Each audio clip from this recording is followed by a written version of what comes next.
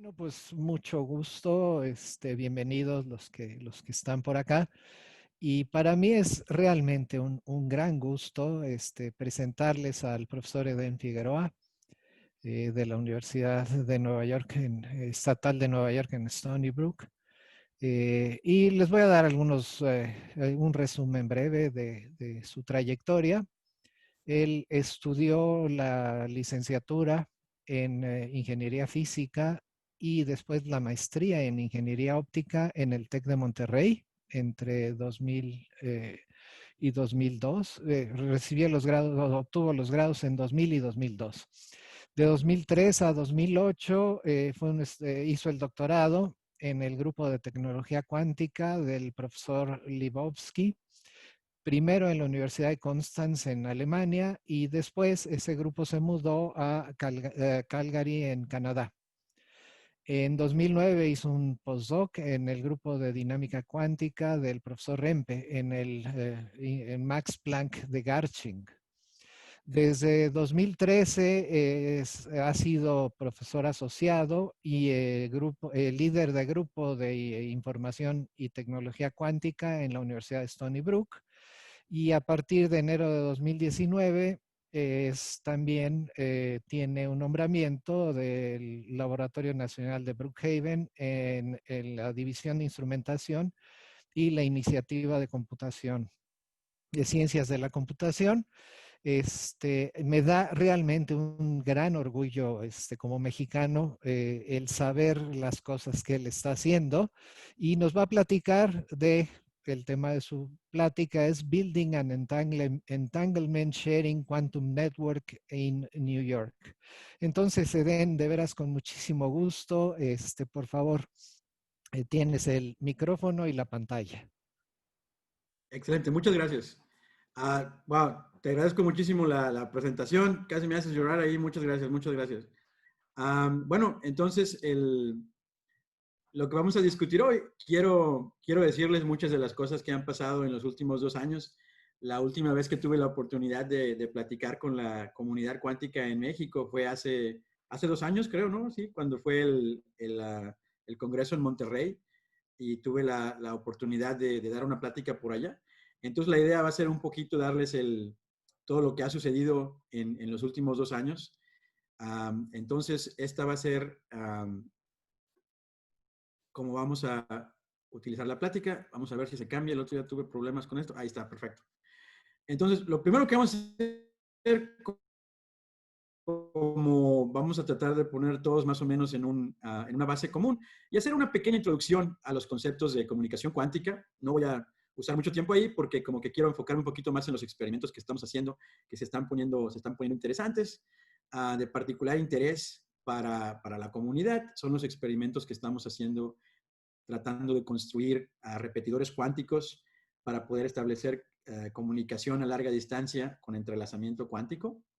Y la mayor parte de la plática la voy a enfocar en la construcción de este prototipo de una red de comunicación cuántica que estamos construyendo entre diferentes nodos que están ahí en Long Island, en el estado de Nueva York. Platicaremos más acerca de eso.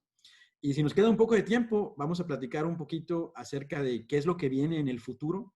Este es un tópico que ahorita está bastante en boga y ustedes pueden escuchar a los políticos y a la gente que distribuye el dinero aquí en los Estados Unidos. Este es uno de los tópicos que están ahorita bastante en moda, ¿no? Eden, Bueno, ¿te puedo interrumpir sí, tantito? desde Me luego. comentan que si lo puedes, que si vas a poner la presentación en pantalla completa. Mira, vamos a tratar, pero el otro día tuve el problema de que luego Ok, no jalaba. Vamos ok, a ok. probar. Ya si funciona, bien. ¿Sí la ven? Sí, sí, está, sí, sí, yo, ¿la ven A ver, ahí todos? viene. No, sí se corta. Sí, si A quieres ver, regresa, ahí está bien. Sí, ahí está ok. perfecto. Gracias. Vamos a ver si podemos avanzarla. Mira, sí funcionó. Ok, bueno, entonces ya lo hacemos así. Perfecto. Gracias por el tip. Bueno, para poner un poquito en el contexto, vamos a decir, este tópico de comunicación cuántica Es un tópico que ha existido casi por 2 décadas, ¿no? Hay bastante trabajo en la parte teórica y en la parte experimental. Pero recientemente, de hecho, en los últimos 2 años, ha habido un gran empuje del gobierno de los Estados Unidos y de varias de las instituciones federales que son las que dan el dinero para la investigación en Estados Unidos, para ejecutar con un poquito más de precisión un programa para comenzar a construir estas redes cuánticas. La palabra que está ahorita mucho en boga es esto del Quantum Internet, el Internet cuántico. Y la idea es, vamos a decir, en los últimos 2 años ha habido muchos talleres en los cuales se ponen varios científicos juntos y, vamos a decir, es una forma de evaluar en qué estado estamos, cuál es el grado de madurez de la tecnología, etcétera. Y ustedes pueden ver, hay varios reportes que han sido escritos, por ejemplo, por la NSF, que es la Fundación para la Ciencia en Estados Unidos, en la cual ellos se preguntaron cuál es la tecnología que vamos a usar para establecer estas redes cuánticas. Un interés muy particular que se ha tomado es ahora el interés del Departamento de Energía. Algo muy importante aquí es que por muchos, muchos años el Departamento de Energía no proveyó dinero para investigación en tecnología cuántica. No era parte de la misión del Departamento de Energía. Pero a partir de hace 2 años, cuando se escribió la iniciativa para la tecnología cuántica en los Estados Unidos, que fue básicamente el trabajo de convencimiento de varios profesores, como por ejemplo Chris Monroe de la Universidad de Maryland y Michael Reimer de la Universidad de Oregon, que convencieron al Congreso norteamericano de invertir ese dinero, ¿cuánto fue? 1.2 billones de dólares en investigación cuántica. Entonces, a partir de ahí hubo un despegue, ¿no? Ha habido muchos avances en este sentido. El más importante es que ahora todos los laboratorios nacionales, esos muy famosos que ustedes han escuchado relacionados con física de alta energía, por ejemplo, Fermilab, Argonne National Lab, Brookhaven National Lab, Lawrence Berkeley, ahora ellos están teniendo la oportunidad de establecer grupos de investigación cuántica, lo que ha creado un boom extraordinario. En el área de investigación en redes cuánticas, hay un documento que justamente se publicó en febrero de este año. Vamos a decir, no vamos a hablar de política en este seminario, pero este proyecto salió de la Casa Blanca y se llama, ustedes ahí lo ven, una visión estratégica para las redes cuánticas en los Estados Unidos. Y básicamente este documento se plantea que en los siguientes 5 o 10 años vamos aquí en los Estados Unidos comenzar a construir prototipos de redes cuánticas en las cuales se pueda encontrar ventajas cuánticas con respecto al Internet que utilizamos ahora. Y todo esto básicamente empezó una avalancha, vamos a decir un tsunami, y este tsunami terminó la semana pasada cuando un grupo de, vamos a decir, de senadores y de diputados norteamericanos establecieron un acto que se llama el Acto de Infraestructura para Redes Cuánticas de los Estados Unidos, que ahora está en el Congreso para ser aprobado y que es una extensión de todo el movimiento del gobierno federal para dar dinero a cuántica. Este acto es exclusivo para redes cuánticas y se prevé que en los siguientes 10 años va a haber una cantidad de dinero pues bastante en los cientos de millones de dólares para poder establecer estos prototipos. Entonces, el contexto de esto es que básicamente ahorita este tópico está ardiendo y bueno, afortunadamente yo me encontré en cierto sentido en el ojo de la tormenta. Yo siempre he hecho lo mismo, ¿no? Ya hace casi por 15 años y ahora de repente todo el mundo está interesado en esto, pues qué bueno, probablemente va a durar como 2 años o así, pero pues mientras les guste, todo muy bien para nosotros. Esto nada más es por el contexto para que ustedes vean más o menos qué es lo que está pasando acá de este lado. ¿Ok? Y bueno, primero vamos a hablar un poquito, bueno, ¿qué es esto del Quantum Internet? ¿Para qué sirve? ¿Para qué nos va a servir tener un Internet cuántico? Si, por ejemplo, sabemos que el Internet normal funciona muy bien, ¿no? De hecho, en este 2020, gracias al Internet, la humanidad sobrevivió y no caímos en la era de las cavernas otra vez, ¿no? Entonces, aquí en la siguiente filmina ponemos un poquito cuáles son los aspectos muy interesantes del Internet, cómo lo utilizamos. Particularmente hay tres aspectos que es importante mencionar. Uno, la capacidad de transmitir información utilizando luz, que puede transmitirse en fibras ópticas y que puede alcanzar largas distancias, y es lo que nos permite comunicar ciudades y comunicar estados y comunicar países, ¿no? Que es increíble. Y la otra parte que es muy interesante, el mundo de hecho tiene esta infraestructura de fibra óptica en la cual cada gobierno de cada país en los 70s y en los 80s estableció las redes de fibra óptica que ahora unen todo el mundo, ¿no? Y esa es afortunadamente, cómo es que podemos establecer, por ejemplo, este seminario. Y desde luego, la creación de esta infraestructura, esta es la palabra clave, infraestructura, permitió, una vez que se establecieron claros los conceptos para intercambiar información entre diferentes nodos, el concepto del Internet, ¿no? Que comenzó, vamos a dar un poquito de recuerdo, por ahí a finales de los 80s hubo ciertas redes que fueron construidas en el noreste de los Estados Unidos, financiados por el ejército americano, y otras redes que fueron construidas en la Universidad de California, en la Universidad de Utah, que fueron, vamos a decir, los primeros prototipos del Internet. Evidentemente también hubo mucho de lo que se hizo, también participó en CERN, o ahí en Suiza comenzaron también con su red local. Bueno, ¿cómo es que la mecánica cuántica nos puede ayudar para, vamos a decir, crear un Internet mejor? No quiero decir que vamos a cambiar el Internet y que ahora el Internet va a funcionar de manera diferente. Lo que quiero decir es que cómo es que pudimos utilizar la tecnología cuántica para mejorar varios de los aspectos que el Internet de hoy todavía no tiene perfectamente establecido.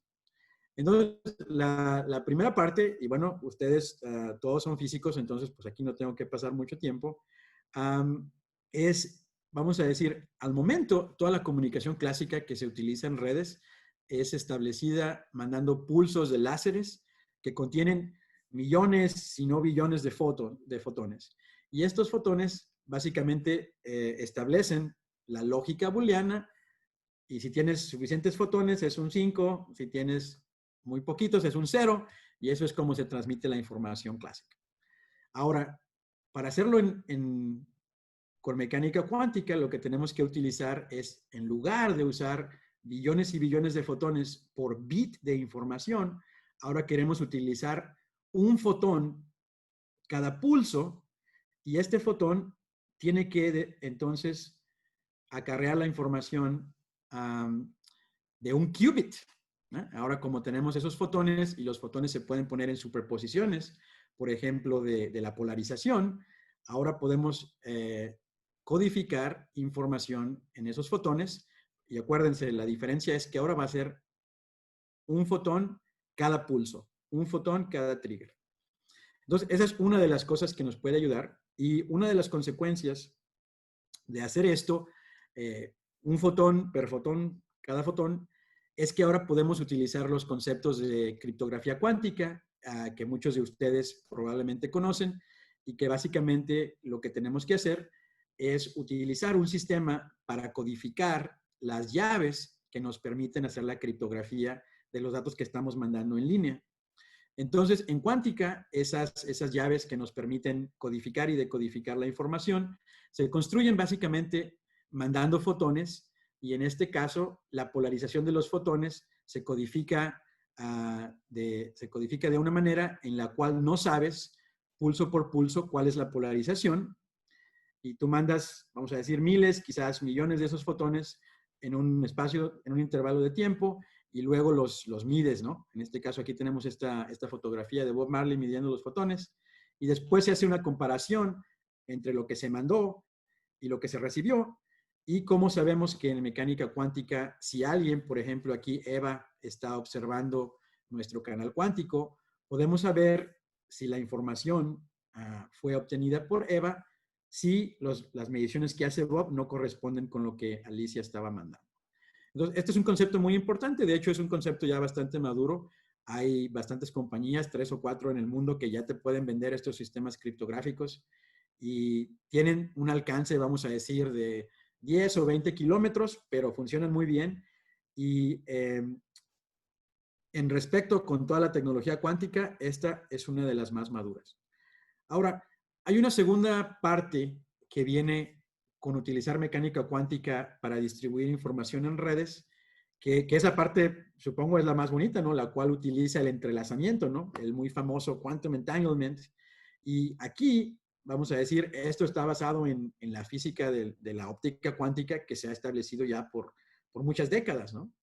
Y aquí la idea es utilizar un concepto que no existe en la transmisión de información clásica, que es tener correlaciones entre fotones que se están moviendo a largas distancias uno con el otro.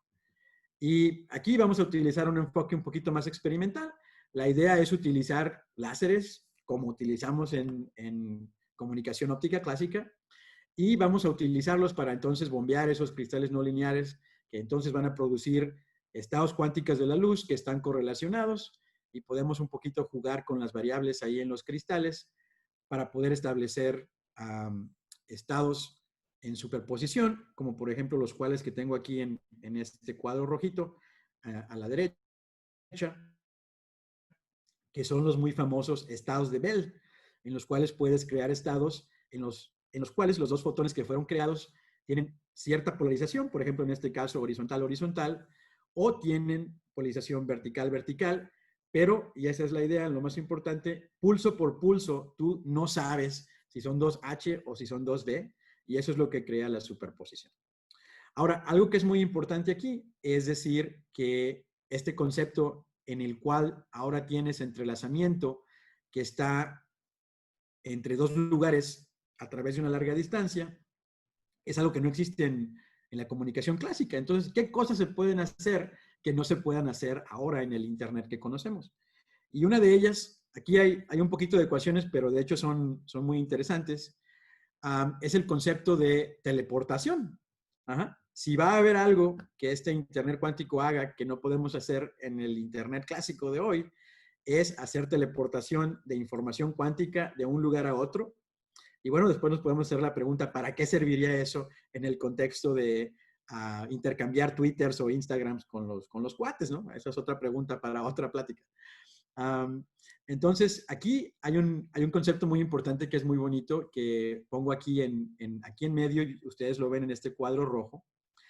Estos estados de Bell son muy importantes, número uno, porque los podemos crear en el laboratorio, eso es algo que se ha hecho ya por varias décadas, pero la segunda es que, si se acuerdan de sus clases de mecánica cuántica, esos estados de Bell son una base ortonormal con la cual puedes usar para describir cada estado, un estado general de varios fotones.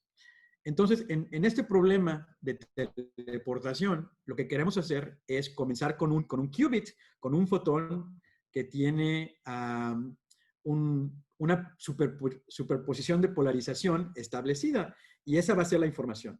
Una manera de pensarlo es, en este sentido, que es el más simple, ese qubit, que es una superposición de polarizaciones, de hecho, acarrea 2 bits de información, que en este caso serían la amplitud y la fase de la superposición. En ese sentido, la capacidad de este canal cuántico, en ese sentido, sería 2 veces la capacidad de un canal clásico. Bueno, entonces, ustedes ven aquí el diagrama de este experimento que se hizo en la Universidad de Tokio hace algunos años. En ese experimento ellos tienen 2 fuentes de fotones entrelazados, así, fuente 1 y fuente 2, y aquí se ve, esos fotones están entrelazados en polarización, el canal 1 y el canal 2 están entrelazados, el canal 3 y el canal 4 están entrelazados. Entonces, lo primero que se hace en este experimento es establecer un qubit, y para poder hacerlo, vamos a decir, ustedes aquí lo ven, lo que se hace es, por ejemplo, el canal 3 se puede poner en un detector, y como estos fotones fueron creados en pares, si tú detectas el canal 3, quiere decir que en el canal 4, si lo tienes en una fibra, hay un fotón que se está propagando. Entonces, ahora puedes pasar ese fotón por un polarizador para establecer cuál es la superposición cuántica de polarizaciones, y ese va a ser el origen, ¿no? La información de los datos. Ahora, lo que haces es, con el otro par que está entrelazado, uno lo mandas en fibra hacia un lugar que está bastante lejos y el otro, como ustedes ven aquí en el experimento que está aquí en el cuadrito verde, lo mandas junto con el qubit que acabas de crear en un beam splitter donde puedes hacer interferencia cuántica. Entonces, la idea ahí es, si tú haces una medición, y aquí es donde viene toda la parte de la mecánica cuántica, esta medición se llama de Bell, porque la idea es que ahora como tienes un estado general de 3 fotones, que de hecho es el producto tensorial del estado entrelazado y el qubit, esto lo puedes escribir como una superposición. Ustedes aquí lo ven de estados de Bell. Por ejemplo, aquí el psi plus, phi plus, etcétera. Y cierta superposición. Entonces, si en esta medición de Bell tú puedes proyectar el estado de estos 2 fotones, imagínense, al principio no estaban entrelazados, porque uno era el qubit y el otro estaba entrelazado con el otro fotón. Pero si el resultado de la medición es que tú tienes ahora un estado de Bell, obvio lo mediste, pero lo colapsaste, entonces ya no existe, esto proyecta el único fotón que no ha sido medido en esta superposición de polarización definida por esta superposición general. Y eso es lo que entonces colapsa ese fotón que al principio estaba entrelazado, ahora se convierte en el qubit. Entonces, yo esto lo quería presentar aquí porque me parece muy bonito que el efecto de tener esos estados de Bell, que son una base ortonormal de todos los estados generales de fotones, es lo que nos permite hacer este tipo de experimentos. ¿Ok? Entonces, así es como en un principio podemos tener, vamos a decir ahí, una visión de cómo es que podemos transportar información. Y acuérdense, cada qubit acarrea también bits de información y los podemos transportar de un lado a otro.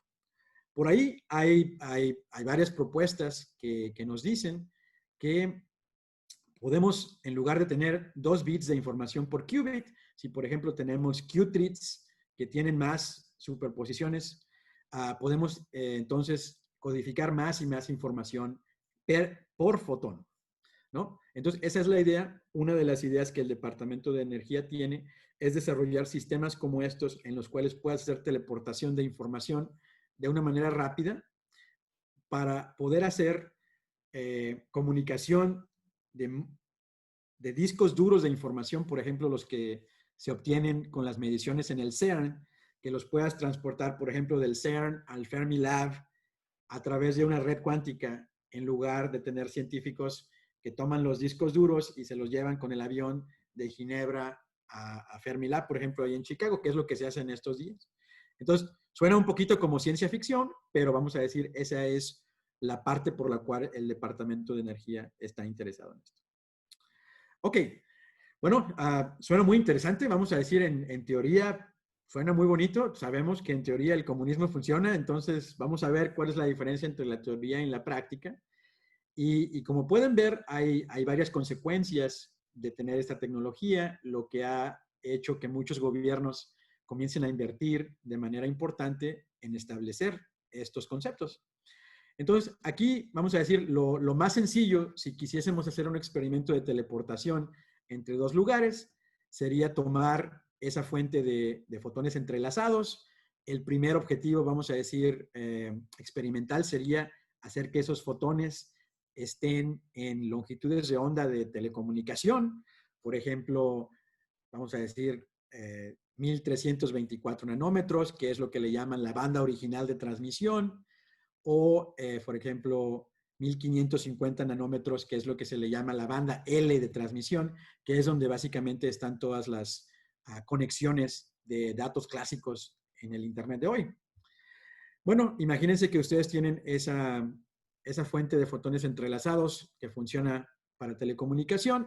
Entonces mandan su fotón en una fibra, mandan el otro fotón en otra fibra, y la idea es hacer la medición de que estos fotones, a pesar de sufrir, vamos a decir, transformaciones en la fibra, esa polarización se va a estar moviendo mientras se mueve en la fibra, están todavía entrelazados al final de ese transporte. Entonces, hay varios experimentos en el mundo que de hecho han probado que esto de verdad funciona. Si tú tienes esa fuente, hay unos experimentos muy famosos, por ejemplo, el que se hizo en China, ahí en Hefei, en la Universidad de Ciencia y Tecnología de China, el experimento en Calgary, que fue hecho por el profesor Wolfgang Kittel, en el cual se comunicó entrelazamiento utilizando fibras, vamos a decir, entre 10 y 20 kilómetros. Eso es lo que hace unos años fue más o menos el récord, ¿no? Y bueno, ustedes han visto en los últimos 2 o 3 años, el programa de redes cuánticas de China ha progresado enormemente, y ahora ellos tienen un satélite en el cual tienen una de esas fuentes de fotones que emite esos pares de fotones, y ellos tienen estaciones en varias partes de China, de hecho en varias partes del mundo, ahora también colaborando con los europeos, en los cuales esos fotones se pueden recibir. El récord de propagación de entrelazamiento en una red de ese estilo está ahora entre los 500 kilómetros más o menos. Y vamos a decir, en esos experimentos se pueden obtener, hay ahorita una palabra que está muy, muy en boga que se llama E-bit rate, sería entanglement bit rate, vamos a decir, un par cada medio segundo. Es lo que ellos pueden hacer ahorita en esos networks.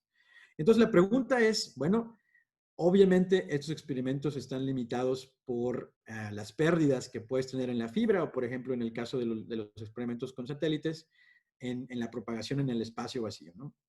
Entonces, eso es una de las cosas importantes, y este es otro resultado muy, muy bonito, es cómo podemos hacer que ese entrelazamiento se pueda hacer a través de distancias más largas y más largas y más largas. Entonces, un concepto que de hecho todavía no ha sido probado experimentalmente a través de largas distancias es este concepto de intercambio de entrelazamiento. En inglés se llama entanglement swapping. Y aquí tenemos un experimento que corresponde también a ese paper de la Universidad de Tokio de hace algunos años, en el cual en el laboratorio, en una mesa óptica, es el mismo experimento que se utilizó para la teleportación, pero ahora en lugar de utilizar uno de esos canales para crear la superposición de polarización, ahora dejas los dos pares de fotones entrelazados que vayan en la fibra. Y lo bonito de esto es que ahora el estado de esos 4 fotones, acuérdense, el 1 y el 2 están entrelazados, el 3 y el 4 están entrelazados, pero entre ellos no lo están. Se puede escribir como una superposición de productos tensoriales de estos estados de Bell. Entonces, si hacemos la misma medición que utilizamos para la teleportación y ahora medimos que los fotones, por ejemplo, en este caso el 1 y el 4, que corresponden a fotones de diferentes pares, los podemos proyectar en un estado de Bell. Entonces quiere decir que los otros 2 fotones que se están ahora moviendo en la fibra y van moviéndose lejos y más lejos, ahora van a estar entrelazados. Entonces, esto todo viene ahí básicamente de la matemática de la mecánica cuántica, y si podemos hacer esto con cierta eficiencia y manteniendo la fidelidad de los estados con los que estamos trabajando, este procedimiento nos permite incrementar la distancia en la cual podemos mantener el entrelazamiento entre esos fotones. Entonces, este proceso de intercambio de entrelazamiento es muy, muy importante. Ahora, para terminar con esta discusión acerca de lo que tenemos que hacer, imagínense, la idea aquí es que podamos utilizar redes ópticas que ya existen, ¿no? Que son las cuales estamos utilizando para el Internet clásico de hoy. Entonces, si esos fotones se van propagando en esa fibra, bueno, no necesariamente se podría dar el caso que las distancias de la fibra, por ejemplo, lo que tengo aquí en este diagrama, A, B, C y D, ¿no? Que nos diga la distancia, por ejemplo, entre esta fuente de fotones entrelazados y, por ejemplo, esta computadora cuántica aquí que tenemos en el cuadrito verde, puede no ser necesariamente la misma a la distancia que este fotón va para llegar a la estación donde hacemos la medición de Bell.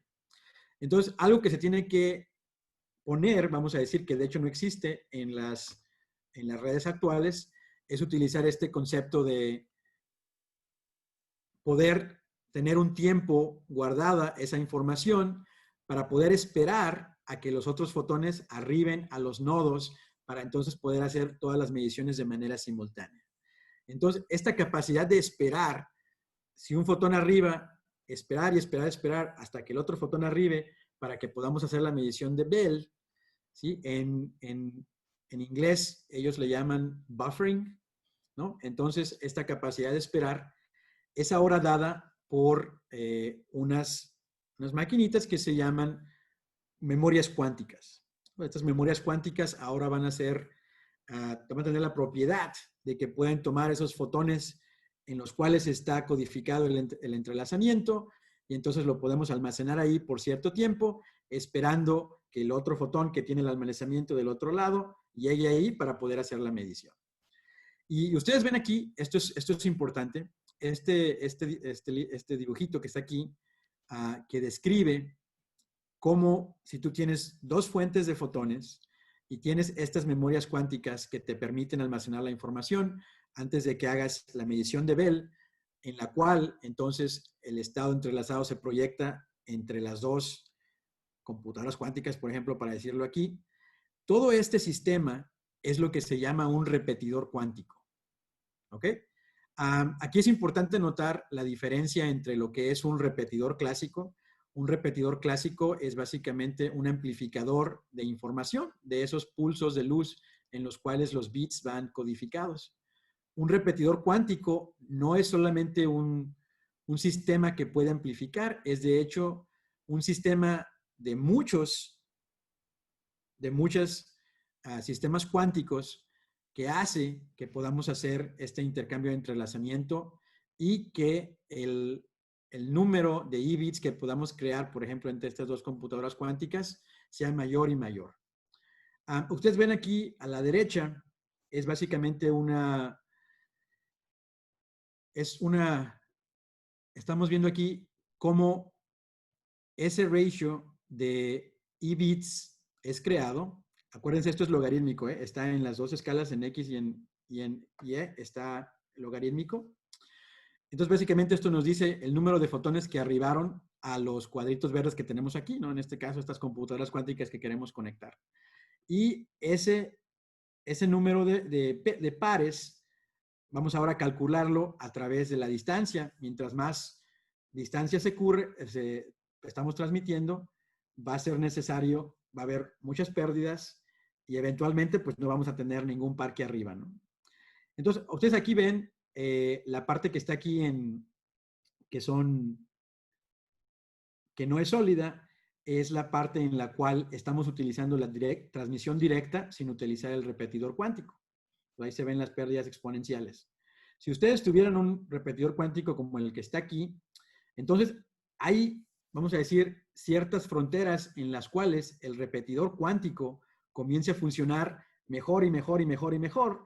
Y en el momento que estás tratando de establecer la conexión con entrelazamiento a través de distancias mayores y mayores, el repetidor cuántico empieza a funcionar mejor y mejor, y de hecho esto es exponencial. Entonces, para ciertas distancias no hay manera de que puedas utilizar la propagación directa y tienes que utilizar el repetidor cuántico. Entonces, estos números que están aquí, de hecho, son bastante importantes. Por ejemplo, si tú utilizaras un sistema de entrelazamiento que funciona a una longitud de onda de 795 nanómetros, la distancia a la cual el repetidor cuántico funciona mejor que la propagación directa ya es a 11 kilómetros en fibra, ya funciona mejor el repetidor cuántico. Si, por ejemplo, utilizas fuentes de estados entrelazados que funcionan para telecomunicación, la distancia mágica es 173 kilómetros en los cuales el repetidor cuántico comienza a funcionar mejor y mejor y mejor. Y estos números son muy importantes. Si tú puedes demostrar que el repetidor cuántico funciona mejor que nada más poner los fotones en las fibras, esto es lo que se le llama ventaja cuántica. Algo muy importante, ¿no? Quantum advantage, ese es un término que se utiliza mucho en estos días. Si tú puedes demostrar esto en longitudes de onda para telecomunicación, esto es lo que se le llama, es un término muy pedante, pero bueno, así se utiliza, supremacía cuántica para sistemas de comunicación. Entonces, estos dos son, vamos a decir, las dos ideas que experimentalmente no se han obtenido, pero que es ahora lo que queremos hacer. ¿Ok? ¿Quieren que respondamos preguntas aquí antes de que nos movamos a la segunda parte de la plática? Si quieres, hay un par de preguntas Sí, de mira, vamos a Jorge responderlas. Hughes. Ujú. La primera dice, ¿cómo afecta atravesar la ionosfera al transporte de los fotones? Ah, entonces, esa es una pregunta muy interesante. Entonces, hay varios problemas. Uno muy importante se le llama Rayleigh scattering, que básicamente te dice que si los fotones se van moviendo, hay cierta probabilidad de que cuando chocas con las moléculas se pierdan, ¿no? Entonces, esa parte es dependiente de la longitud de onda. Entonces, hay dos longitudes de onda en las cuales las pérdidas no son así tan terribles. Una es, de hecho, en la ventana de los 800 nanómetros, que muy importante porque es la ventana donde las memorias cuánticas funcionan. Y la otra, de hecho, es también en la longitud de onda de telecomunicación, en los 1550 nanómetros, tampoco hay pérdidas. Entonces, siempre hay pérdidas, pero si utilizas la longitud de onda adecuada, puedes compensarlas. Uh-huh. Ok, también nos pregunta qué eficiencia se consigue al detectar estados de Bell. Muy bien. Pregunta excelente. Normalmente, por ejemplo, en el aparatito ese que les acabo de mostrar, la eficiencia es del 25%, lo cual quiere decir que solamente puedes proyectar en un estado de Bell, ese estado de Bell psi minus. Si tú haces un poquito más de óptica ahí y pones óptica con polarizadores y retardadores de onda, etcétera, se puede detectar con un 50%. Entonces, en los sistemas que estamos construyendo ahorita, ese estado de Bell se detectará con una eficiencia del 50%. Si tú tuvieras compuertas cuánticas para fotones, que de hecho es otra cosa que no existe y estamos desarrollando también, esos sistemas, el sistema de Bell, la medición de Bell se podía hacer con una eficiencia del 100%. Entonces, esa es más o menos la evolución de las redes cuánticas. Primero vamos a tener que hacerlo con el 50%. Esperemos que en algunos años esas compuertas cuánticas para fotones se puedan ser desarrolladas para que entonces lo podamos hacer con el 100%.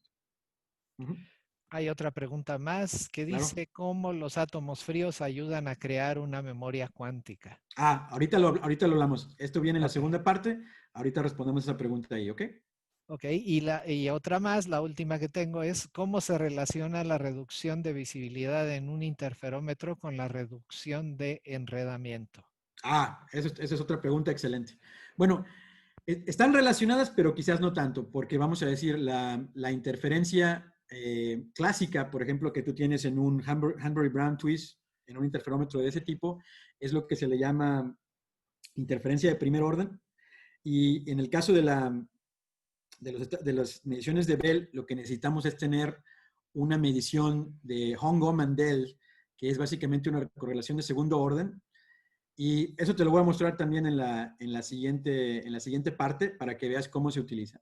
Vamos a decir, la respuesta sería, tienes que garantizar que la visibilidad clásica, que es la correlación de primer orden, sea lo más grande que puedas, del 90-95%.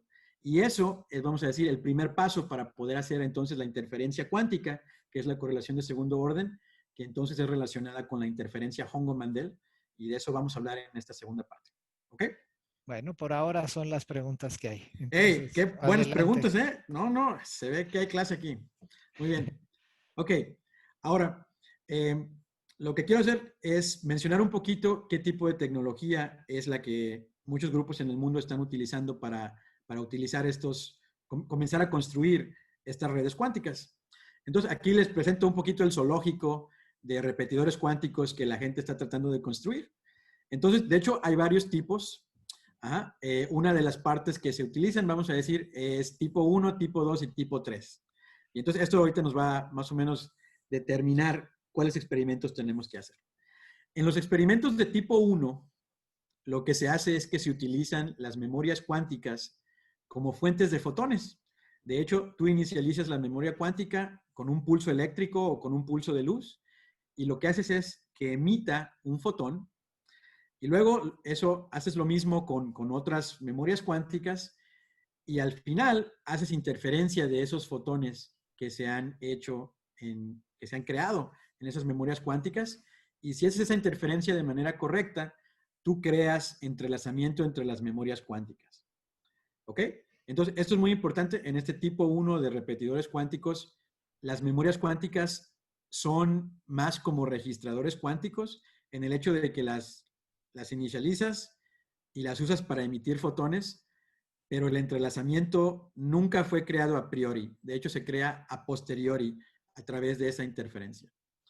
Típicos casos de ahí, hay unos muy famosos, por ejemplo, en los experimentos que están haciendo ahora en China, en los cuales ellos utilizan una técnica que se llama técnica de Duan, Lukin, Sirac and Soller, que fueron los profesores que la inventaron, en la cual utilizan átomos fríos para crear esos fotones que después se crea una interferencia para crear entrelazamiento entre las dos memorias. Otra manera de hacer eso que es muy famosa, se utilizan estos sistemas en los cuales tienes muy famosos sistemas con diamante, en los cuales ahí inyectas ciertas impurezas en el diamante, que pueden ser, por ejemplo, nitrógeno o pueden ser sílica. Y esos sistemas también funcionan como fuentes de fotones que después, a través de la interferencia, se pueden entrelazar. Entonces, hay unos experimentos muy famosos ahí en la Universidad Técnica de Delft, que de hecho es uno de los programas más interesantes en Internet cuántico que hay en Europa. Y el otro muy interesante es en el laboratorio del profesor Dirk Englund, que está en MIT, que también hace experimentos similares, pero con las impurezas de silicio en el diamante. Ahora, un poquito más como lo que hacemos nosotros. Esto, acuérdense, es el tipo 1, ¿eh? Y es muy importante porque esto es lo que la mayoría de la gente hace. Aquí, vamos a decir, la deficiencia viene en el hecho de que si tú tienes pérdidas en el canal cuántico que transmite estos fotones, entonces la probabilidad de que tú hagas el entrelazamiento aquí a través de la interferencia es muy poquita. De hecho, esto es básicamente lo que hace que estos sistemas sean muy lentos. Entonces, esa es básicamente la desventaja de utilizar el tipo 1. En este tipo 2 tiene una filosofía de diseño diferente. Este es un poquito más como el diagrama que les mostré al principio acá hace unas filminas, en la cual tú tienes el entrelazamiento a priori. Quiere decir que tú lo creas en una fuente, por ejemplo, con cristales no lineares o puntos cuánticos, la tecnología que tengas a tu alcance. Y luego las memorias cuánticas que utilizas para almacenar esa información es uno que se le llama de entrada y salida. Entonces, en el tipo 1 no hay entrada porque la entrada es simplemente inicializarlo con un pulso eléctrico, con un pulso de láser. En estas memorias cuánticas del tipo 2, tú necesitas que el fotón entre en la memoria, controlarla para que lo almacene y ser capaz de hacer que el fotón salga. Entonces, estas memorias son un poquito más complicadas, pero te dan la capacidad que puedas crear este famoso EV trace con órdenes de magnitud más que este tipo 1. De hecho, la teoría establece que pueden ser 5 o 6 órdenes de magnitud más grandes que este tipo 1, ¿no? Entonces, ejemplos de estas redes cuánticas tipo 2 es, por ejemplo, el trabajo del profesor Gerhard Rempe en Max Planck en Múnich y, por ejemplo, lo que estamos tratando de hacer ahí en Long Island. Hay otro tipo que se llama tipo 3, que son repetidores cuánticos que no utilizan memorias cuánticas y de hecho lo que utilizan es más y más fuentes de entrelazamiento. La teoría nos dice que para poder construir uno de estos tenemos que tener miles de fuentes de entrelazamiento. Entonces, estos son ahorita más como teoría y ya que evolucione la tecnología un poquito más, quizás se puedan hacer. Bueno, entonces, aquí hay un pequeño dibujito de cómo es que funcionan estas memorias. Acuérdense, entrada y salida.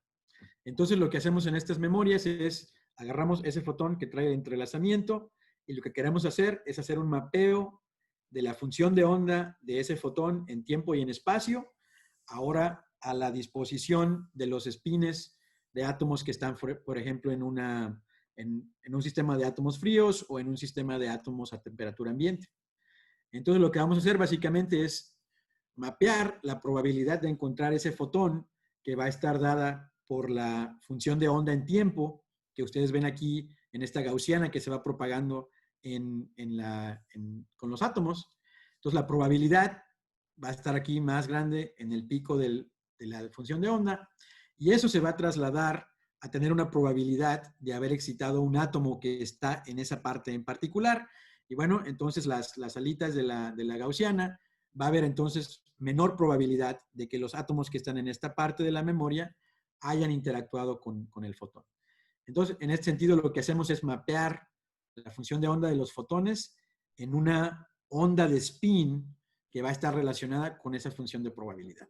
Y así es como funcionan estas memorias de entrada y salida.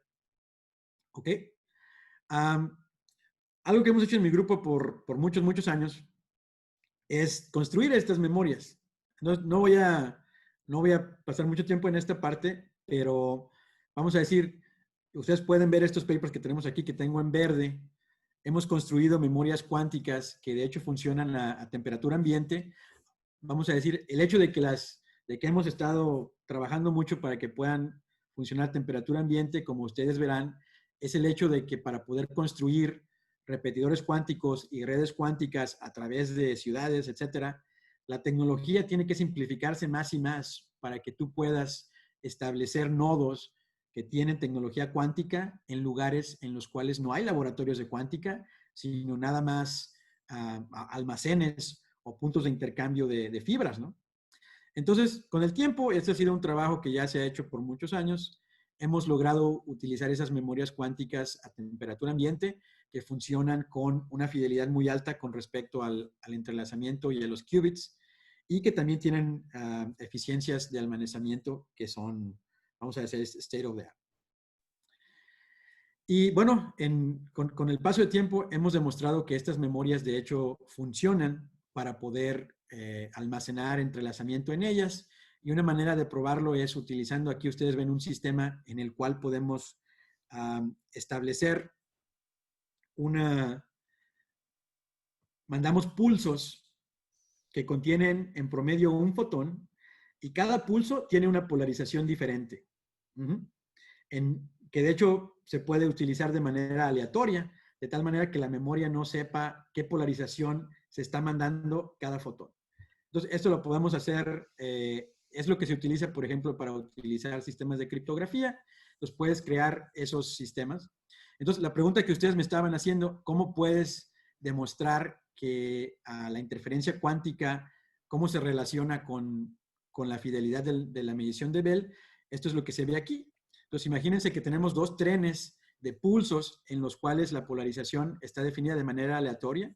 Entonces, tú mandas esto en un beam splitter aquí, y lo que se hace es hacer una medición de este efecto que se llama interferencia de Hongo-Mandel. Y lo que ese efecto te dice es que si los fotones arriban al mismo tiempo, ellos tienden a irse juntos, ya sea que se vayan aquí en este canal arriba o en este canal hacia la derecha, pero siempre se van juntos si es que llegan al mismo tiempo. Y este es el efecto que ustedes ven aquí en este diagrama que está aquí en la esquina a la izquierda. Ustedes ven, básicamente lo que estamos midiendo es el número de coincidencias, vamos a decir, clic aquí, de estos dos, en estos dos detectores, y ustedes ven cuando los fotones arriban de manera simultánea, no hay coincidencias. No se puede hacer una medición en la cual hubo dos clics al mismo tiempo, y esto es lo que es este Hongo-Mandel interference. Ahora, con respecto a la pregunta que me hacían, esta visibilidad de la correlación cuántica de segundo orden depende mucho de la interferencia clásica que tú puedes tener, por ejemplo, en el interferómetro de Mach-Zehnder.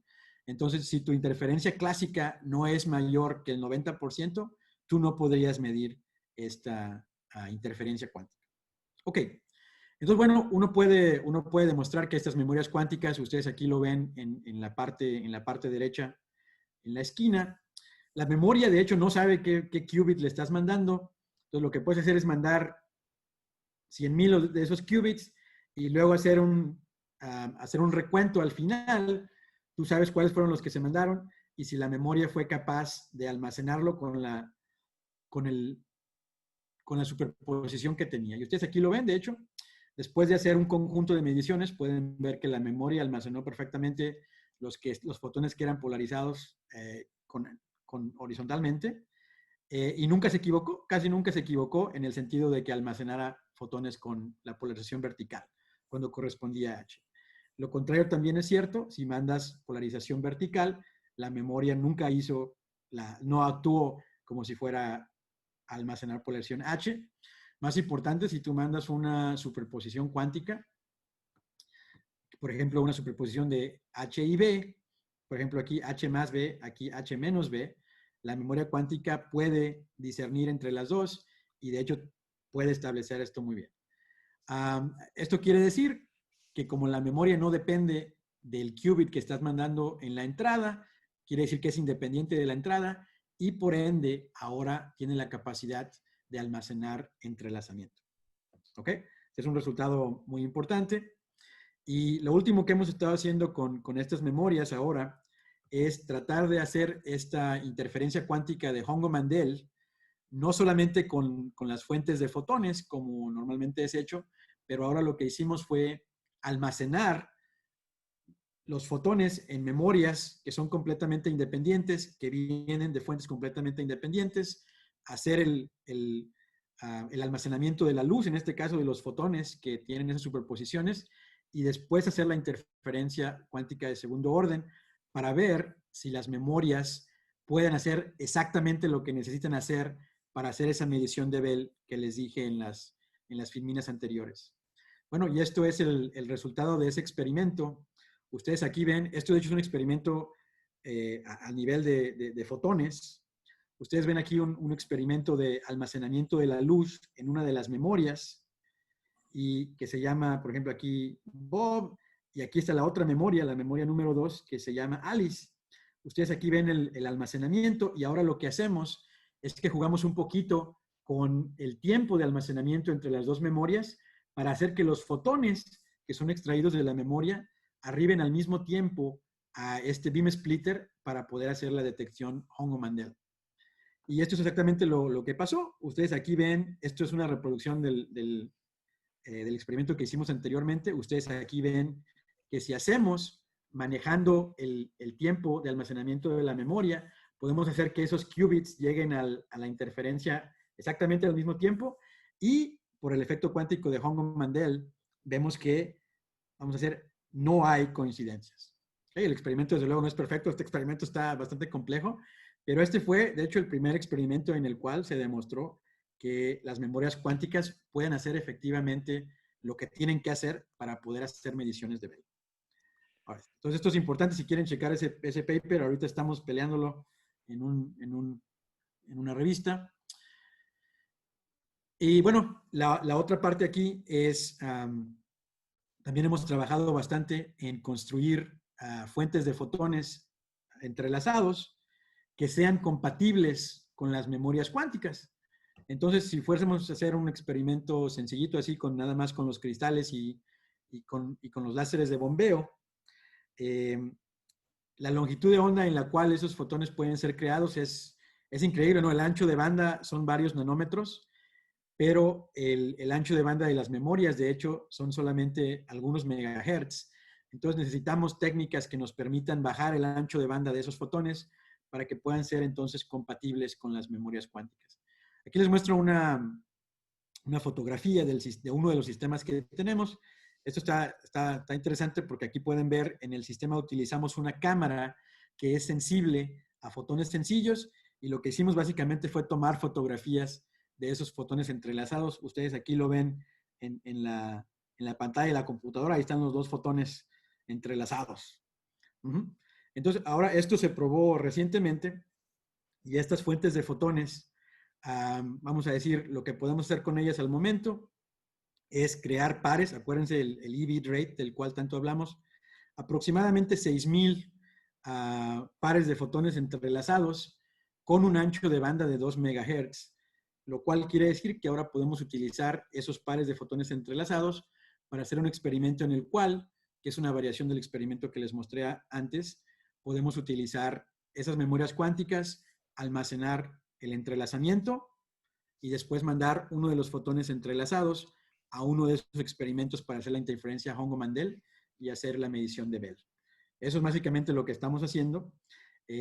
Lo que les puedo decir, vamos a decir, es que al menos el funcionamiento esencial de todos los componentes ya ha sido demostrado y ahora estamos un poquito más en la parte de ingeniería cuántica, de cómo establecer, en lugar de sistemas individuales, un sistema más complejo que tiene, vamos a decir, 5 o 6 sistemas cuánticos funcionando todos al mismo tiempo.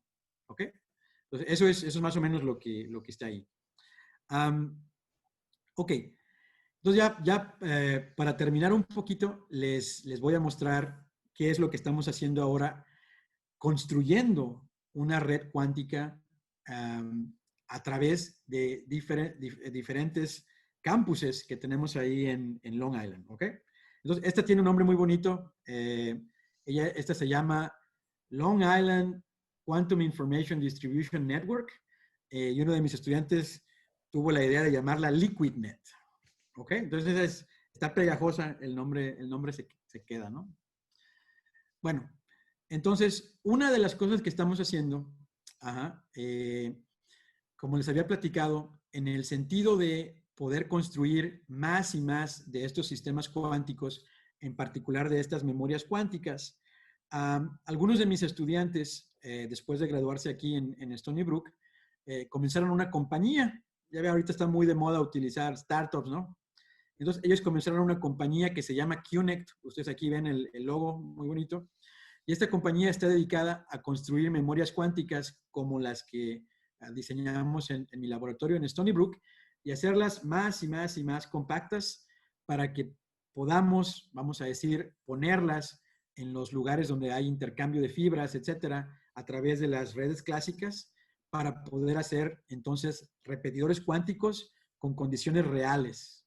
¿Ok? Entonces aquí ustedes ven dos ejemplos de estas memorias cuánticas que han sido construidas. Este es cómo se ve así por adentro. Si la ven por afuera, ustedes ven que es básicamente una caja donde está toda la óptica y esas cajas tú las puedes poner ahí en los racks donde están todas las fibras que conectan diferentes lugares. Entonces, fotones entran, fotones salen y todo es telecontrolado de los laboratorios, ¿no?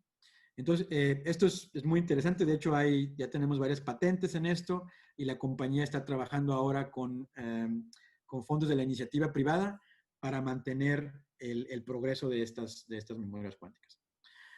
Otra cosa que estamos haciendo, muy interesante, es establecer un diseño de un sistema de entrelazamiento cuántico como el que les mostré, que es compatible con las memorias cuánticas, en el cual todos los componentes están montados en este sistema de rack que vemos aquí. Y esta es una fotografía, de hecho, del sistema. Ustedes aquí ven todos estos láseres fueron, de hecho, diseñados por una compañía que está en Alemania para que puedan ser puestos en esos racks. De hecho, la idea es que que puedan funcionar inclusive si están en condiciones que no son las cuales del laboratorio. Entonces, ahorita estamos construyendo la primera versión de esta fuente y después vamos a tratar de hacer un test ahí donde esta fuente se ponga en un punto de intercambio de fibras en el medio de la nada y de alguna manera poder controlarla y ver si podemos utilizarla en esa manera ahí en el medio de la nada. ¿Ok? Entonces, eso es donde está, vamos a decir, el estado de la tecnología. Entonces, lo que hemos estado haciendo en los últimos 2 años es hacer pruebas. Por ejemplo, en este caso, en este experimento que tenemos ahí, pusimos una de estas fuentes de entrelazamiento compatible con memorias cuánticas en el punto de intercambio de fibras de la universidad, que es básicamente donde el Internet entra y sale de todos los laboratorios y todos los salones ahí en la universidad. Y utilizamos fibras que son utilizadas básicamente para el Internet normal, y la utilizamos para entonces mandar los fotones entrelazados, uno a mi laboratorio en Stony Brook, que ustedes ven aquí en la parte alta de este diagrama, y el otro lo mandamos a un mini laboratorio que tenemos en otra parte del campus, que está en una distancia de fibra de 8 kilómetros. Y entonces lo que hicimos fue utilizar uno de estos mecanismos que se llaman mediciones de Bell para corroborar que el estado de los fotones, aunque hayan sido propagados a través de una distancia de 11 kilómetros, se mantienen entrelazados. Y básicamente eso es lo que les estoy mostrando aquí. aquí pues hay un poquito de práctica que uno tiene que usar para poder definir cuáles son las coincidencias entre fotones en estos dos laboratorios que ahora están a una distancia de 11 kilómetros. Entonces hay que utilizar un poquito de algo que se le llama, tú intercambias el reloj de los dos nodos a través de una fibra clásica para poder saber en un intervalo de 2 nanosegundos que los fotones arribaron efectivamente entre esos 2 nanosegundos. Y si tú puedes hacer eso y después haces la medición de Bell, tú puedes corroborar este parámetro S, es uno que se utiliza para distinguir qué tan entrelazados están esos fotones. Medimos aquí en esta red cuántica un parámetro S de 2.23, que de hecho es más que 2, lo cual quiere decir que inclusive en esta red cuántica realística todavía podemos mantener el entrelazamiento. ¿Ok? Y bueno, la idea es, ahora estamos construyendo con todos estos mecanismos diferentes, un primer prototipo de un repetidor cuántico aquí en el campus de la Universidad de Stony Brook. Acuérdense, si operamos estos repetidores cuánticos con una longitud de onda de 795 nanómetros, la distancia mágica en la cual el repetidor cuántico empieza a funcionar mejor son 11 kilómetros. Y ustedes ven que las distancias de estas conexiones en fibra están específicamente diseñadas para hacer un poquito más de los 11 kilómetros, para en este caso demostrar la ventaja cuántica de sistemas de comunicación. Ok, se me hace que ya me pasé de tiempo. ¿Cuánto tiempo creen que puedo seguir? Pues yo diría que unos 10 minutos más. Perfecto. Entonces Sí. ya vamos a terminar muy bien. Sí. Entonces, ok, imagínense, esto es lo que estamos ahora haciendo en Stony Brook, y acuérdense, al principio de la plática yo les comenté que ahora el Departamento de Energía está muy interesado en tomar parte de la investigación que hemos hecho en redes cuánticas, y bueno, quieren ser parte de la historia porque mucho de este dinero que va a ser que ahora van a poner en esto de las redes cuánticas va a fluir a través del Departamento de Energía. Entonces, hace 2 años, Brookhaven National Labs me pidió si podía comenzar a establecer un laboratorio en el laboratorio de Brookhaven, un mini laboratorio en el gran laboratorio de Brookhaven. Y eso es lo que hemos estado haciendo, básicamente iniciar un segundo laboratorio de redes cuánticas allá. Aquí ven ustedes unas fotografías del estado actual del laboratorio. Lo más importante es que ahora tenemos sistemas para medir fotones con longitudes de onda de telecom. Y ustedes los ven aquí. Esta es una fotografía de este sistema que está basado en estos nanowires. Estos sistemas son muy importantes porque tienen una eficiencia cuántica mayor al 90%, inclusive para fotones con telecom, lo cual te permite, inclusive si tienes muchas pérdidas en las fibras, todavía ser capaz de medir esos fotones. Aquí ven una fotografía de esa fuente de fotones entrelazados, al menos parte de ella, que se está construyendo ahí.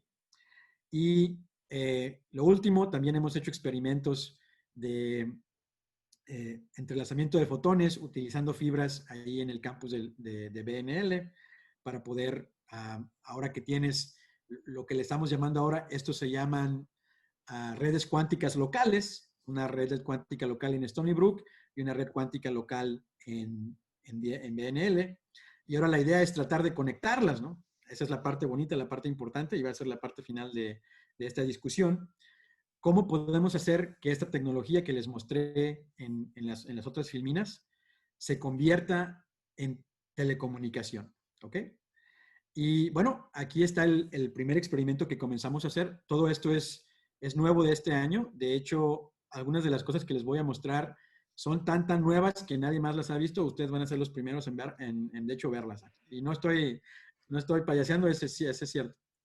Bueno, lo que queremos hacer es un experimento similar al experimento que les mostré, en el cual tienes estas memorias cuánticas emitiendo fotones y quieres hacer una interferencia de este tipo Hongo-Mandel para poder crear entrelazamiento entre las memorias o para poder demostrar que los fotones que las memorias producen son perfectamente iguales.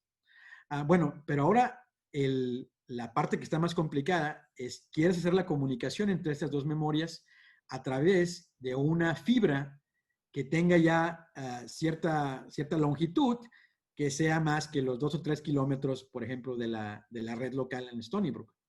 Entonces, lo que hicimos el último año fue establecer una infraestructura de fibras que ahora conecta los dos laboratorios, mi laboratorio en Stony Brook y mi laboratorio en BNL. Y aquí, de hecho, es un poquito más o menos como en las redes están. Ustedes ven aquí, estamos trabajando con una compañía que se llama Crown Castle. Ellos son los dueños de la fibra. Y esta fibra, que tiene aproximadamente 68 kilómetros de longitud, conecta los puntos de intercambio de fibras, uno aquí en Stony Brook y el punto de intercambio de fibras que está aquí en BNL. Y de ahí sacamos fibras a través de una conexión que conectan este punto de intercambio con los laboratorios cuánticos en los dos lugares. En total, esto tiene una longitud de aproximadamente 72 kilómetros. Quizás más importante, tiene unas pérdidas de aproximadamente 22 decibeles, lo que hace que experimentos con redes cuánticas sean posibles. Y vamos a decir, la segunda parte que es un poquito complicada de este experimento es que las memorias cuánticas ahora tienen que funcionar en longitudes de onda de telecomunicación. Entonces, está bonito el experimento, está difícil, pero está muy bonito de hacer. ¿Ok? Y esto es básicamente lo último que hemos hecho en el laboratorio. Aquí ustedes ven la primera etapa de esto es básicamente utilizar sistemas que generan qubits. En este caso utilizamos moduladores electroópticos para producir pulsos y producir la superposición de polarizaciones que estos qubits llevan. Y en este caso tenemos dos. Aquí ustedes ven, tenemos 3 fibras para este experimento. Una fibra lleva este tren de pulsos en los cuales la polarización se lleva de manera aleatoria. Tenemos una segunda fibra en la cual tenemos un segundo canal cuántico en la cual hacemos lo mismo, otro tren de polarization qubits. Estos, vamos a decir, son las conexiones que ustedes ven aquí en este mapita, Alice Charlie y Bob Charlie. Y Alice y Bob están en el laboratorio de Stony Brook y Charlie es esta estación de medición que está en el laboratorio de BNL y que es sensible a fotones que tienen longitud de ondas en telecomunicación. Ahora, lo que hacemos es esta fibra amarilla que ustedes ven aquí es la que utilizamos para establecer la conexión entre los dos relojes, ¿no? Los cuales definen el tiempo en el laboratorio de Stony Brook y el tiempo en el laboratorio de BNL para que podamos hacer entonces mediciones de coincidencias de esos fotones cuando llegan con un límite de aproximadamente 1 o 2 nanosegundos, ¿no? Para tenerlas bien definidas. Y ustedes aquí ven el resultado de este experimento. Aquí está la función de onda en tiempo de uno de esos fotones. Obviamente este es un histograma, ¿no? Entonces lo que hacemos aquí, tenemos los dos canales. El canal Alice Charlie y el canal Bob Charlie. Acuérdense, estos son fotones al principio en Stony Brook. Tenemos pérdidas de aproximadamente un factor de 200, que son esos 23 decibeles, y luego empiezan a llegar a ratito al laboratorio en BNL. Y esta medición que les muestro aquí es de hecho muy importante. Este es el efecto Hongo-Mandel medido en BNL para fotones que se propagaron en una distancia de 140 kilómetros. Y esta medición, de hecho, es el experimento de comunicación cuántica con la distancia más larga que se ha hecho, al menos en el continente americano y en Europa. Ya es comparable con las actividades de los científicos y colegas chinos. Entonces ya casi vamos poquito a poquito dándoles alcance en esta carrera. Ok, este es un resultado muy importante y si ustedes, por ejemplo, lo buscan en línea, hay varios reportajes que se hicieron de esta medición. Ya para terminar, para poder utilizar este sistema utilizando fotones entrelazados, además de la sincronización de los relojes en los dos lugares, tenemos que ser capaces de compensar los cambios en polarización que los fotones entrelazados adquieren cuando se van propagando en esta fibra que es muy larga, ¿no? Y esto se hace con sistemas en los cuales se mide la polarización, se compensa, se hace la medición, se compensa, se hace la medición, se compensa, y ustedes aquí lo ven en la parte inferior. Estos básicamente son la forma en la que medimos el estado de polarización que está llegando, y ustedes pueden ver, cuando es 1, quiere decir que la polarización es perfecta H, gracias a la compensación, y luego a través empieza a rotar por la fibra que es bastante larga, y luego volvemos a compensar, se mantiene 1, y esto lo sigues haciendo, compensas, mides, compensas, mides, compensas, mides, y esto es lo que nos permite hacer experimentos con entrelazamiento con estas distancias de 140 kilómetros. Ya la última parte para terminar esto, se los voy a mostrar aquí ya rápidamente. El último experimento que hicimos ahora es un experimento que utiliza las memorias cuánticas y utilizamos un procedimiento que se llama four-way mixing para convertir los fotones que tenemos a 795 nanómetros en fotones que ahora están en la longitud de onda de telecomunicación, que son 1324. Entonces, 1324 nanómetros es la longitud, vamos a decirle, el número mágico en el cual las memorias cuánticas funcionan en longitud de ondas interesantes para telecomunicación. Este es un experimento que lo acabamos de hacer la semana pasada. Por primera vez hemos hecho funcionar estas memorias cuánticas para Telecom. Y ustedes aquí ven, es la misma medición que les mostré antes. Este es la función de onda de los fotones que están llegando a BNL, pero estos son fotones que se han sido convertidos gracias a la memoria en telecomunicación. Entonces, los experimentos que tenemos en mente para los siguientes meses y los siguientes años es utilizar estos canales cuánticos y estas memorias cuánticas para hacer un experimento en el cual queremos crear entrelazamiento entre las dos memorias cuánticas a través de una distancia de 140 kilómetros en este experimento. Y esas son las cosas que estamos haciendo en este momento.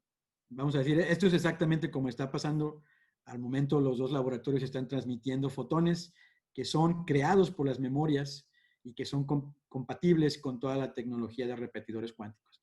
Entonces, el camino es muy largo, pero definitivamente tenemos un buen comienzo y nos vamos a tardar algunos años en hacerlo, pero yo estoy convencido de que vamos a efectivamente lograr establecer este repetidor cuántico que todo el mundo quiere ver. ¿Ok? Y bueno, así como dicen, ya con esta me despido. Les agradezco mucho su atención. Y bueno, tomemos más preguntas. Esto, como les dije, esta filmina, ustedes son los primeros en verla. Entonces, muchas gracias por su atención y vamos a las preguntas. Muchas gracias. Muchísimas gracias, Eden. Yo creo que de lo que más extrañamos de estas reuniones virtuales es la posibilidad de aplaudir, pero estoy seguro que nos estamos conteniendo todos nosotros para el aplauso, seguro lo tienes. Y sí hay varias preguntas, algunas que tienen que ver ya con detalles de los experimentos. Entonces nos dice Luis de San Luis, a nivel práctico, ¿cuántos haces de luz se utilizan en las memorias que construyes? Perfecto. Mira, eso te lo voy a responder aquí.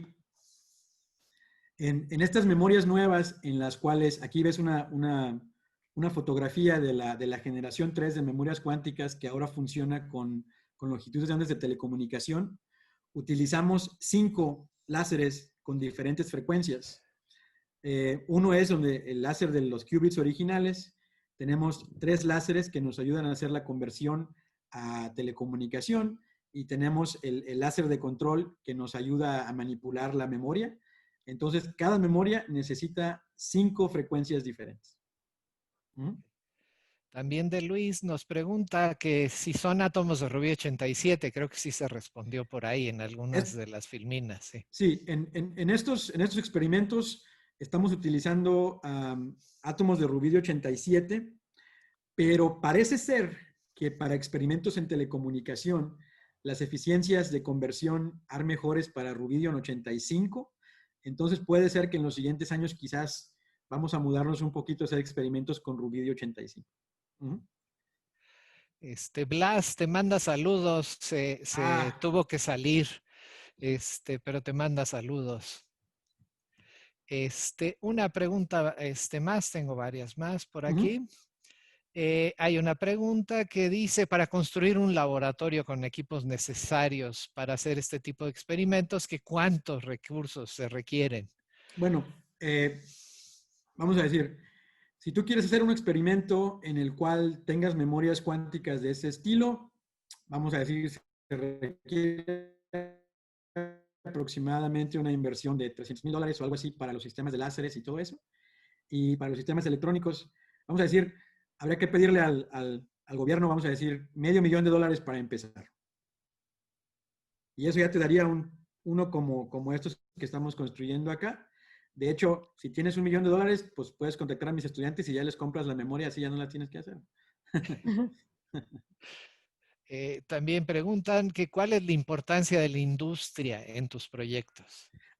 Esto es muy importante. Fíjense, ahí les voy a platicar una anécdota que me contestaron. Ahora que el Departamento de Energía está muy interesado, un día estaba aquí en mi oficina y de repente me llama un subsecretario de no sé qué, que yo nunca había conocido en mi vida, ¿no?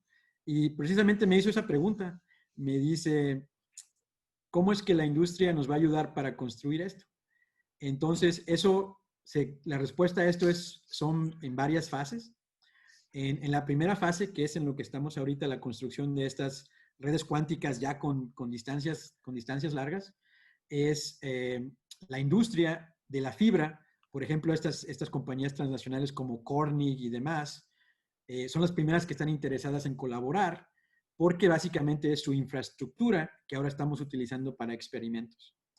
La segunda etapa de la incorporación de la iniciativa privada es a través de la creación de estos startups, ¿no? Mini compañías que promueven la creación de tecnología cuántica que es más compatible con lo que la industria está más de acuerdo, ¿no? Y si esto se logra, va a haber compañías muy grandes, por ejemplo, como Verizon, AT&T, o por ejemplo en México, Teléfonos de México, etcétera, ¿no? Que entonces van a comenzar a interesarse en transmitir información cuántica o, por ejemplo, protegida criptográficamente. Y si esto funciona, entonces los grandes conglomerados de los bancos y de financiamiento son los primeros van a ser los primeros en utilizar redes cuánticas de larga distancia en las cuales se puede utilizar criptografía. Y ya, bueno, a partir de ahí uno puede pensar que si la idea es conectar computadoras cuánticas utilizando este Internet cuántico, entonces los gigantes de la telecomunicación como Google, Amazon, etcétera, van a comenzar a interesarse en esto. Un ejemplo muy importante es, por ejemplo, hay una compañía que se llama Alibaba, que es como el Google de China, ¿no? Y ellos, de hecho, ya están dando dinero a todos los proyectos que les platiqué de los colegas en China, en Jefe y en Shanghái. Entonces, ya se ve que esto es así.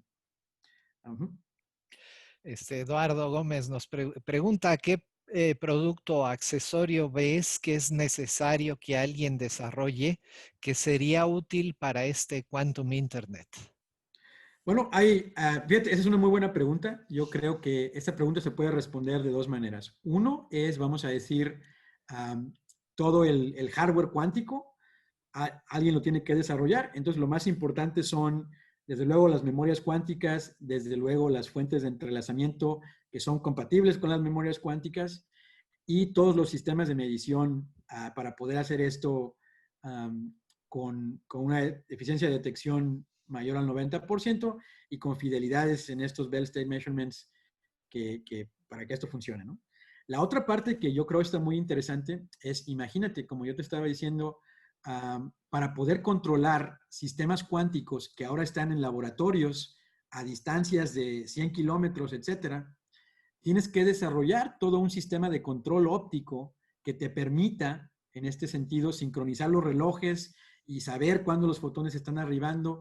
Y particularmente, como estos sistemas de Quantum Internet, que es la diferencia con los sistemas clásicos, la manera en la que funcionan depende de las mediciones que estás haciendo cada tiempo en esos nodos. ¿Sí? En el Internet clásico eso no existe, ¿no? Todo es determinístico, pero en el Internet cuántico es probabilístico. Entonces, toda esa información que necesitas de las mediciones que estás haciendo en varios nodos para saber qué tienen que hacer los otros nodos, todo eso se tiene que transmitir clásicamente. Entonces, ahorita se maneja un concepto de que probablemente va a ser necesario establecer un nuevo Internet clásico que te permita controlar el Internet cuántico. Y yo creo que ahí es donde hay muchas oportunidades para desarrollar sistemas de control, en este caso de los relojes, de sincronización, manejar sistemas de polarización para compensar lo que le pasa a los fotones entrelazados, etcétera. Establecer este nuevo sistema de control en un nuevo Internet clásico que es súper rápido, ahí es donde va a haber muchas oportunidades para desarrollo.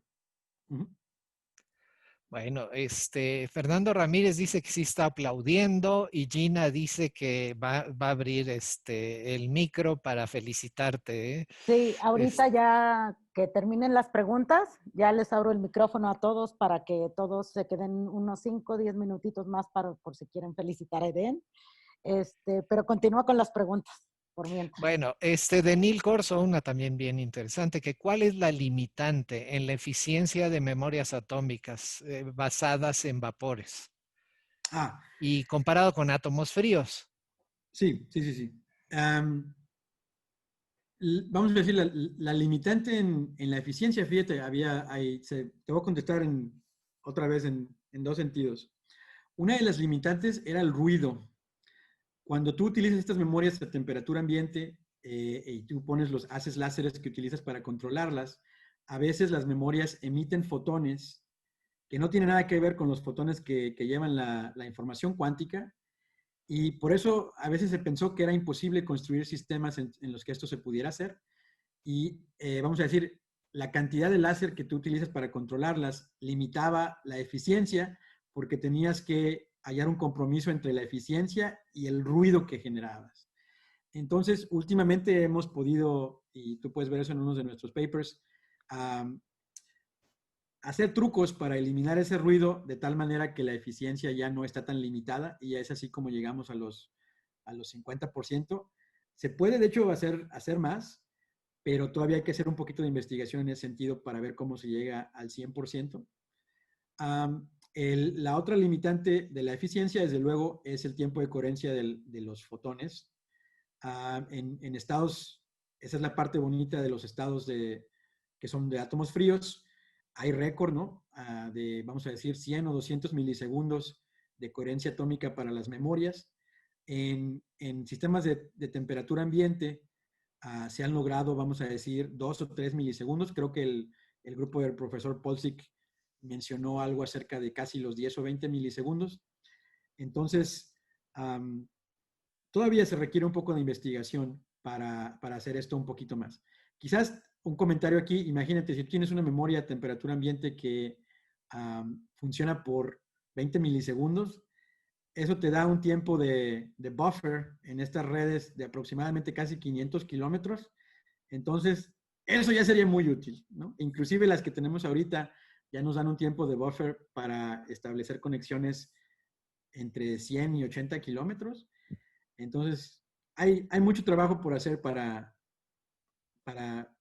mejorar esto, pero lo que se tiene ya es suficiente para comenzar a hacer prototipos.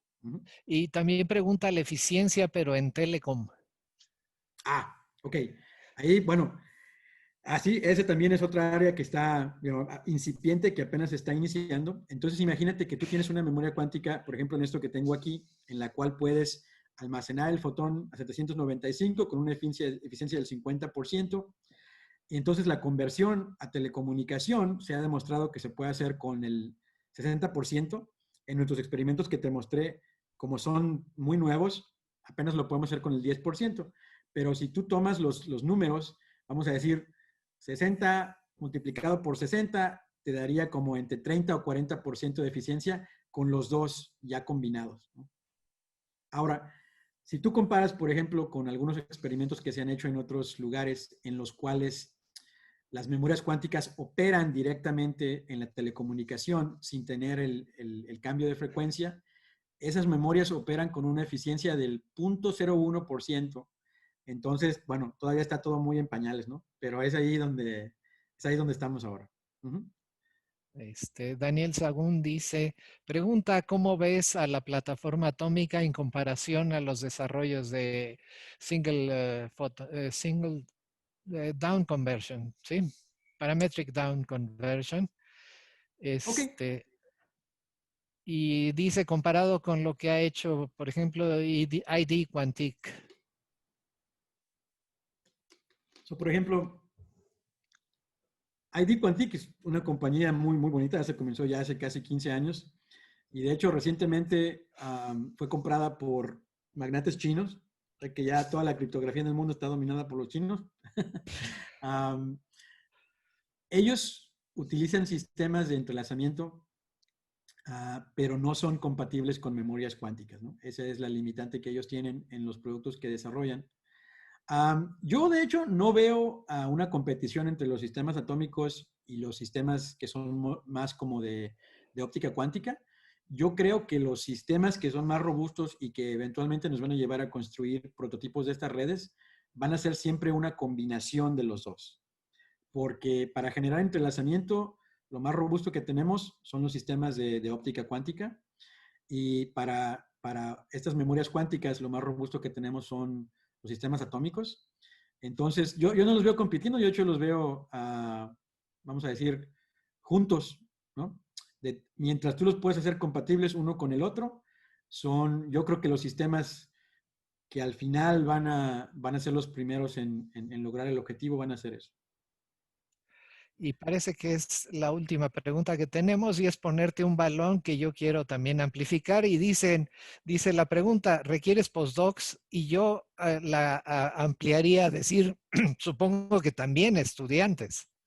Bueno, gracias por la pregunta. De hecho, ahorita estamos en un proceso de expansión. Como ustedes vieron, estamos construyendo 3 diferentes laboratorios y estamos construyendo esta computadora cuántica. Les voy a dar la primicia. Empezando en el mes de noviembre, vamos a contratar 5 postdocs. Entonces, si te interesa venir a hacer postdocs acá, vamos a contratar 5. 2 de ellos van a trabajar en Stony Brook, 2 de ellos van a trabajar en el laboratorio de Brookhaven y uno va a trabajar ahí en la compañía en Brooklyn. Entonces, va a haber muchas oportunidades. Y desde luego, ahora que estamos incrementando el número de estudiantes que trabajan en estos proyectos, yo creo que en los siguientes 2 años vamos a necesitar entre 5 o 10 estudiantes más. Y sí hay oportunidades. Desde luego está la cosa de que tienen que aplicar para venir a Stony Brook y ya ves que luego es un poquito complicado, pero como este tópico en particular ahora está bastante interesante, justo acabamos de crear un nuevo programa que va a ser una maestría y próximamente un doctorado en sistemas de información cuántica, particularmente de sistemas de redes. Entonces, si están interesados en entrar a ese programa nuevo específicamente para redes e Internet cuántico, también se va a abrir en el otoño del año que viene. Y Yo desde aquí me luego voy a... yo encantado de que vengan. Perdón, sí, yo aquí me voy a meter un poquito. Si quieres, después me pasas las ligas para yo pasársela a los estudiantes y a los que quieran irse de postdoc. Yo les estaré pasando la información. Y creo que hay otra pregunta más, Pepe. Sí. Sí, hay una más que es sobre la computadora de IBM Q. Sí. ¿En qué técnica está basada y si es realmente cuántica o es un simulador cuántico, pues? Bueno, ok. Yo respeto el trabajo de todos los investigadores. Estos son experimentos muy complicados. Te voy a dar mi opinión personal, pero desde luego es mi opinión personal, ¿ok? Yo creo que el sistema como lo tienen ahora, los dos, la computadora de Google y la computadora de IBM, los dos son simuladores cuánticos, computadoras cuánticas analógicas que se pueden programar para resolver una cosa, pero todavía no están listas para ser reprogramables y resolver diferentes problemas con ventaja cuántica. La tecnología que ellos utilizan, fíjate, esto es una historia muy interesante. Esa tecnología ya estaba lista en los 1980s, cuando Bell Labs todavía estaba operando. Ellos se le llaman Josephson Junctions, que utilizan sistemas de superconductores para crear coherencia cuántica. De hecho, fíjate, esto es interesante. los primeros experimentos de coherencia cuántica con sistemas de superconductores se hicieron aquí en Stony Brook. Esa es parte de la historia, ¿no? Y luego ya esto se trasladó un poquito más en sistemas en los cuales, en lugar de tener nada más un sistema, una de esas Josephson Junctions, ahora tienen, en este caso, 50 o 100 que están todas juntas, ¿no? Y bueno, definitivamente esto es muy interesante. El problema que estas computadoras tienen es que no se pueden comunicar entre ellas. Entonces, como son computadoras pequeñas de 100 qubits, si tú quieres incrementar el poder para hacer los cálculos de, por ejemplo, el Grover's algorithm o search, whatever you want, tú necesitas conectar varias de estas computadoras juntas. Y esto no se puede hacer porque los fotones que están en esta longitud de ondas de microfrecuencia no se comunican bien, no hay fibras con las cuales con pequeñas pérdidas puedas comunicarlos. Entonces, esa es la parte en que estas sufren. Y bueno, recientemente hemos estado empezando a investigar qué tipos de sistemas se pueden hacer. Estos tienen un nombre muy interesante, se llaman sistemas de transducción, ¿no? Transducers, en los cuales estamos intentando ver si tú, por ejemplo, pudieses poner una nube de átomos muy, muy, muy cerca de uno de estos sistemas de superconductores, si podemos transferir la coherencia cuántica del superconductor a la nube atómica y entonces utilizar técnicas como estas de la memoria cuántica para sacar esos qubits ahora en telecomunicación. Entonces, esa es la parte que no está resuelta, de hecho es un problema bastante complejo, pero si se pudiese hacer, esa sería una forma de empezar a comunicar diferentes computadoras cuánticas a través de este Internet cuántico. ¿Ok? Entonces, ya para terminar, porque creo que ya vamos a acabar, les pongo esta última filmina aquí. Últimamente, algunos reporteros se interesaron en el trabajo que estamos haciendo y aquí les pongo, si ustedes quieren saber un poquito más acerca de lo que estamos haciendo y algunas de las entrevistas que me han hecho recientemente, pueden checar estos links y si se quieren botanear ahí con las entrevistas que me hacen y a mis estudiantes, pues es una manera de pasar el tiempo ahorita que estamos en la pandemia. Sí, si ¿Okay? quieres también me mandas las ligas y yo se las reenvío a todos para los que estén interesados. Y te vamos a robar 5 minutitos más, ya nada más les pido la transmisión. Nos quedamos unos 5 minutos más, ahorita les abro el micrófono a todos para que puedan conversar más relajadamente. Le agradecemos mucho, Eden, de verdad, muchísimas gracias por haber aceptado nuestra invitación. Y últimos avisos.